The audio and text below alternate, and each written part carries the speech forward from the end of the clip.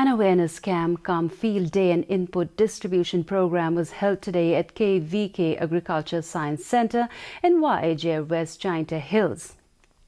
Around 75 beneficiaries of West Jaintia Hills district were distributed with 2 quintal of pig feed, steel buckets and raincoats.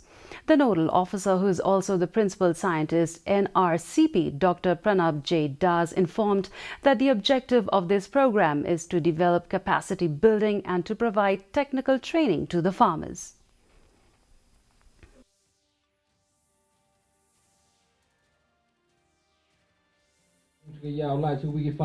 So this is the first time we are in the Jaintia Hills with the collaboration of KVK Jaintia Hills. We are distributing 75 farmers today, 2 quintals of feeds, 1 steel buckets and 1 raincoat each of the farmers.